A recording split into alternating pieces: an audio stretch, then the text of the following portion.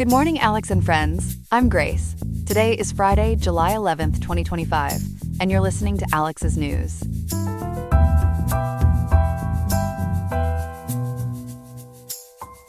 The weather in Riverside today will reach a high of 92.6 degrees Fahrenheit with a low of 68.0. Be sure to stay cool and hydrated as you go about your day.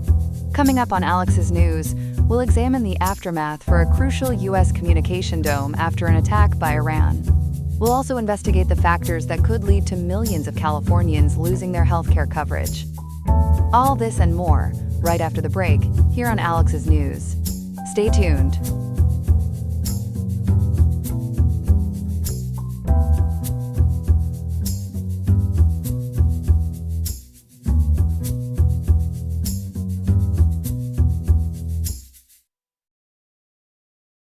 Welcome back to the program.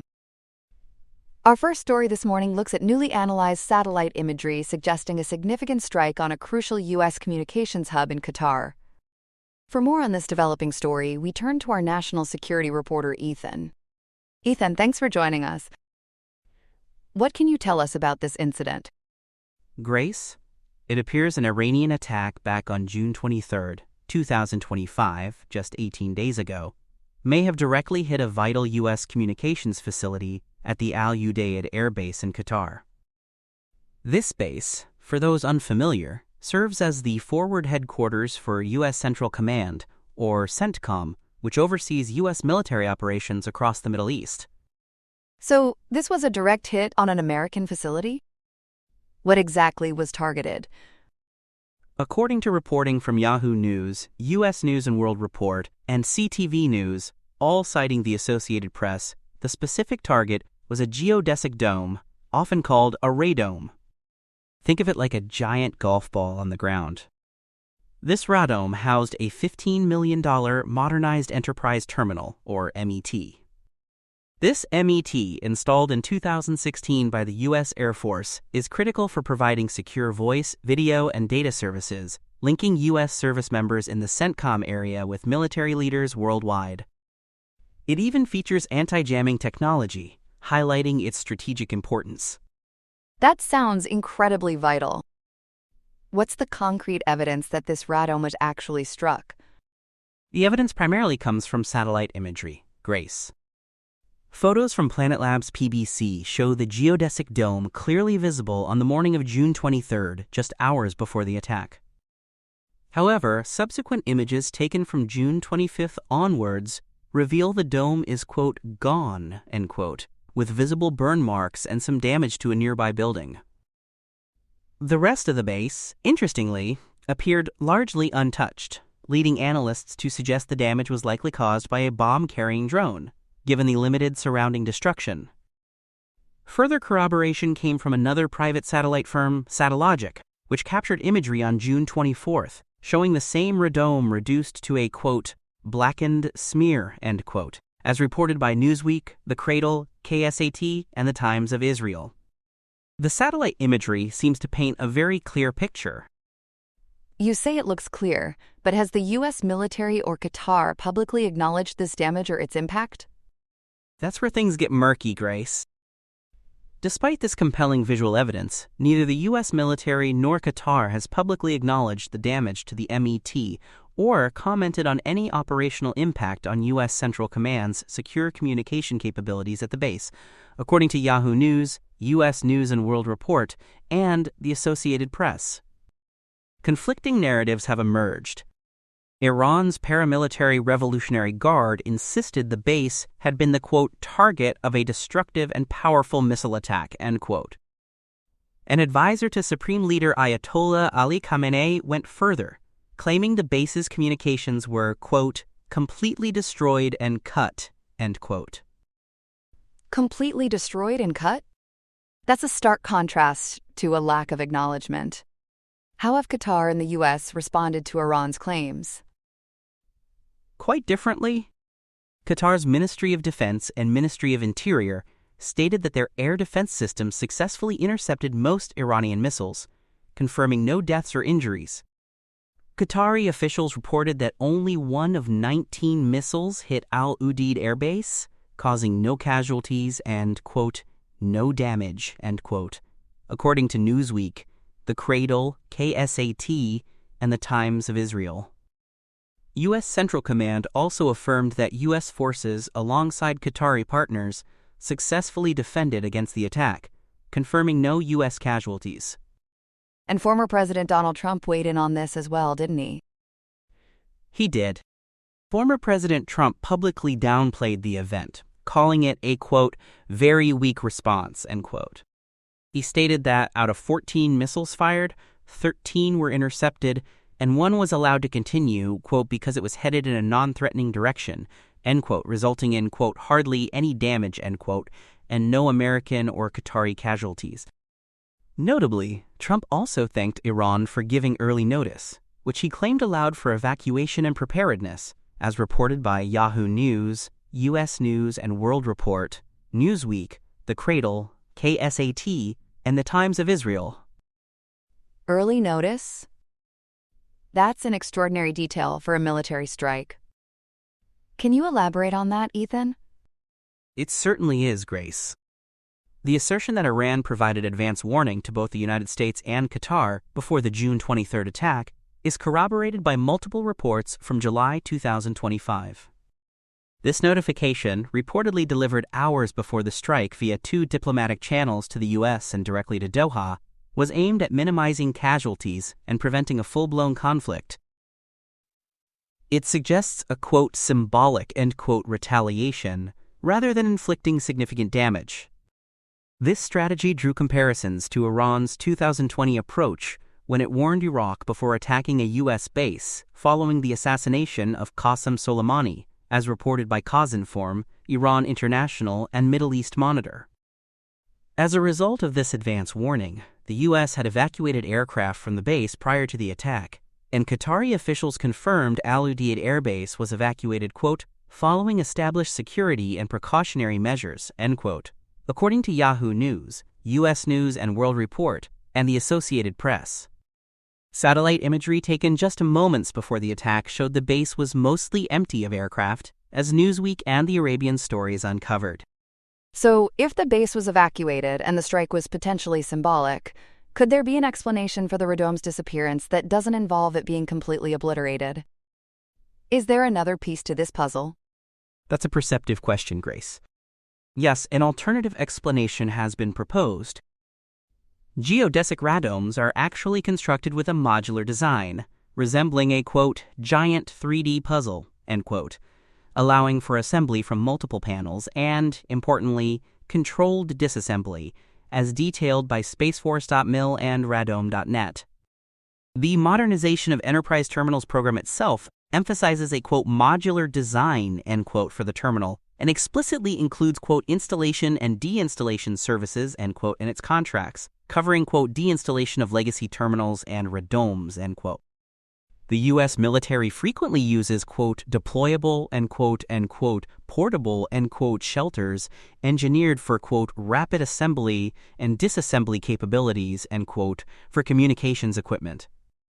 This implies that controlled deinstallation and relocation is a standard operational consideration for asset protection, especially given advance warning, as noted by allsitestructures.com and ndu.edu. So the dome may have been taken down rather than totally destroyed, which would certainly explain why it's, quote, gone, end quote. But the surrounding area is largely untouched. That's a fascinating twist, putting a whole new spin on the meaning of gone. Now, this attack wasn't an isolated event, was it? It was part of a larger regional conflict. That's right. This incident was part of a broader 12-day Iran-Israel war that erupted on June 13, 2025, 28 days ago. This conflict, widely reported by the Associated Press, Al Jazeera, CBS News, and Newsweek, began with Israel's, quote, precise, preemptive strikes, end quote, codenamed Red Wedding and Rising Lion, on Iranian nuclear sites and military facilities. These initial Israeli attacks involved over 200 aircraft and reportedly killed prominent Iranian military leaders and nuclear scientists. On June 22, 2025, just 19 days ago, The United States joined the offensive with Operation Midnight Hammer, conducting bunker-buster strikes on 3 key Iranian nuclear facilities, utilizing B-2 Spirit stealth bombers. Iran retaliated to these U.S. strikes by firing missiles at the U.S. base in Qatar. Throughout the 12 days, Iran launched hundreds of ballistic missiles and drones against Israeli cities, with Israeli officials reporting that about 90% of up to 1,000 ballistic missiles and drones were intercepted. So, this was a very intense, concentrated conflict. How did it ultimately conclude? The conflict concluded with a ceasefire brokered by then-President Donald Trump, beginning on the morning of June 24, 2025, just 17 days ago. It was a phased process, with Iran halting strikes first, followed by Israel 12 hours later. President Trump played a crucial role, intervening due to initial violations from both sides to ensure compliance. The human cost was significant. At least 610 Iranians were killed in Israeli attacks, and 28 people were killed in Iranian counterattacks. Following the ceasefire, Israel's airspace reopened, and Ben Gurion International Airport resumed operations, with Syrian airspace also reopening. While President Trump claimed the war, quote, obliterated, end quote, Iran's nuclear program, Iran's foreign minister stated Tehran's determination to continue its nuclear program despite the Israeli assault. This specific attack on Al Udeid Air Base briefly disrupted air travel in the Middle East but did not escalate into a wider regional conflict. Ethan, that's incredibly detailed reporting. Thank you for giving us such a comprehensive look at this complex situation. My pleasure, Grace. We'll be right back with story number 2 after this quick break. Welcome back to the Morning Desk for our second major story of the day. We are turning our attention now to a significant piece of federal legislation that is already causing ripples across California's healthcare landscape, particularly for millions who rely on state and federal programs. For more on this, we turn to our reporter, Chloe, who has been digging into the details of what's being called the One Big Beautiful Bill Act. Chloe, this sounds quite impactful. Can you break it down for us? Grace, it certainly is impactful. The One Big Beautiful Bill Act, officially H.R. 1, was signed into law by President Donald J. Trump on July 4, 2025. This legislation, which cleared the House on July 3rd and the Senate just a couple of days before that, on July 1st, is poised to dramatically reshape healthcare nationwide, with California bearing a particularly heavy burden. According to analyses from the California Medical Association, the California Hospital Association, and news outlets like newsfromthestates.com, it enacts over $1 trillion in federal healthcare cuts, including nearly $1 trillion specifically for Medicaid over the next decade. It's a real shot in the arm for federal budget cuts, but perhaps a shot in the foot for many Californians. $1 trillion in cuts is a staggering figure. What does this mean for Californians in terms of their actual health insurance coverage? Are we expecting a significant drop in those insured? Unfortunately, yes, Grace. The projections are quite dire. The California Medical Association newsroom warns that an estimated 2.5 million Medi-Cal enrollees and up to 2.6 million covered California participants are projected to lose coverage. Overall, newsfromthestates.com indicates that around 3.4 million Californians could lose their health insurance over the next 10 years. To put that in perspective, KTVU has reported that in Santa Clara County alone, officials anticipate over 450,000 people could lose their health care coverage. That's a massive number of people. Let's focus on Medi-Cal first. How will this new bill impact Medi-Cal, which serves so many low-income residents, seniors, and children in our state? Medi-Cal, which currently covers over 14 million Californians, will see substantial changes. As newsfromthestates.com highlights, the legislation includes a $1 trillion cut to Medicaid spending over the next decade. One of the most significant changes for enrollees is the introduction of work requirements. Starting December 31, 2026, which is 538 days from today, most adults aged 19 to 64 will be required to report at least 80 hours per month of what the bill calls community engagement. This includes employment, school, or volunteer work, with some exemptions for parents of young children or those with disabilities. Newsfromthestates.com reports that this mandate alone could cause up to 1.4 million Californians to lose their Medi-Cal in the first year, largely due to administrative hurdles and difficulties with documentation, especially for those in irregular employment. The White House, however, frames these work requirements as a, quote, much-needed and long-awaited streamlining, end quote, of the program aimed at, quote, eliminating waste, fraud, and abuse, end quote. So significant changes to eligibility. Are there other new financial burdens or administrative hurdles for Medi-Cal enrollees? Yes, there are. For those Medi-Cal enrollees earning more than $15,060 annually, new co-pays of up to $35 per visit may be introduced, starting in October 2028, which is 1177 days from now. The California Medical Association and newsfromthestates.com detailed this, though some essential services like prenatal, pediatric, emergency, and mental health care are expected to be exempt. There will also be increased income verification, shifting from annual to every 6 months, which newsfromthestates.com notes could result in coverage loss if paperwork is missed, particularly for homeless or transient individuals. And for a specific population, eligibility for food stamps and children's Medi-Cal will be restricted to legal permanent residents, potentially impacting hundreds of thousands of Californians. Beyond Medi-Cal, many Californians get their insurance through Covered California. How will the One Big Beautiful Bill Act affect them? For the approximately 2 million Californians purchasing insurance through Covered California, the situation is also bleak. The California Medical Association newsroom projects that the expiration of Affordable Care Act premium tax credits under this new law will cause nearly 2 million people to face premium increases of up to 66%. Newsfromthestates.com provides a more detailed breakdown, estimating an average premium increase of $101 per month, or 66% for all enrollees, with lower-income individuals potentially seeing an average increase of $191 monthly. More than 170,000 middle-income enrollees are projected to lose financial assistance entirely. Plus, automatic re-enrollment for Affordable Care Act coverage is being eliminated, meaning consumers will have to actively update information annually. So higher costs and more hoops to jump through for individuals. What about the broader healthcare system? How will these cuts affect hospitals, doctors, and the overall infrastructure? The system itself is bracing for a significant blow.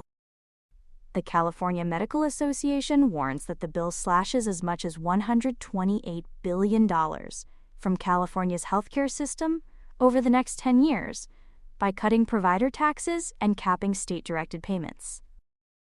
This is expected to reduce hospital and physician rates, potentially forcing service reductions or even closures, particularly in vulnerable communities and underserved rural areas.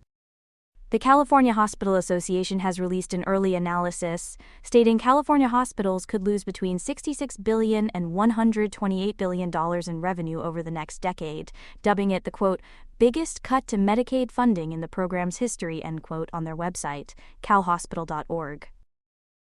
Hospitals and physicians also anticipate an additional $9.5 billion in new uncompensated care costs due to the influx of uninsured patients. The economic ripple effect is profound, with the California Medical Association estimating the law could eliminate 217,000 California healthcare jobs.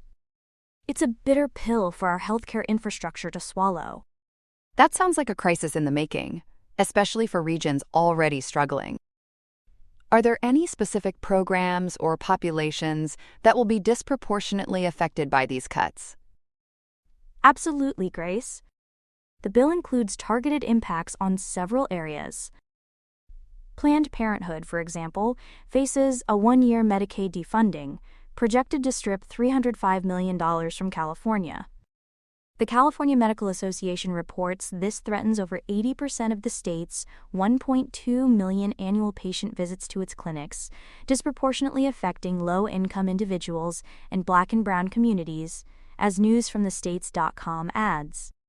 Medical student loans are now capped at $200,000, creating barriers for aspiring doctors and potentially worsening physician workforce shortages. While Medicare includes a temporary 2.5% physician payment increase in 2026, the California Medical Association warns this is dwarfed by the broader cuts, and an additional 2% Medicare sequestration cut also starts in 2026. The Children's Health Insurance Program, or CHIP, could see states allowed to delay enrollment or temporarily block parents from enrolling their children if they are behind on premium payments, and waiting periods may be introduced for children transitioning from private insurance to Medicaid, according to news from thestates.com.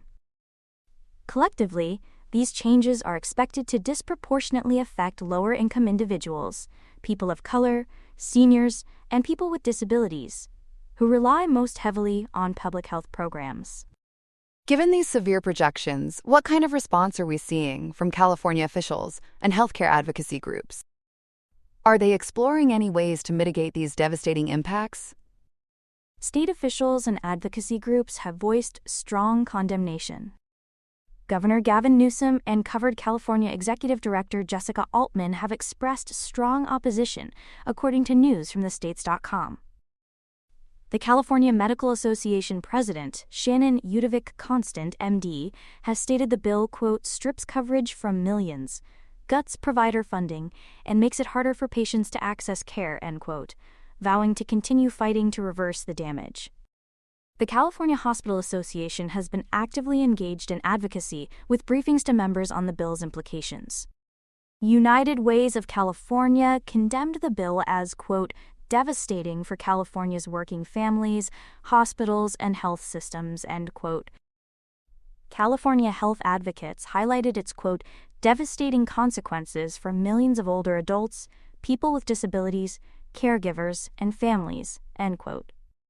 Santa Clara County officials, including Supervisor Betty Duong, have called it, quote, absolutely a death sentence for the most vulnerable in our community, end quote. The California Endowment, a health foundation, asserted it is their, quote, duty to protect the health care of as many Californians as possible, end quote. While specific legal challenges haven't been detailed, it's safe to say all avenues are being explored, including California considering reinstating its own state-run premium subsidy program to lessen the impact on covered California enrollees. It's definitely an uphill battle.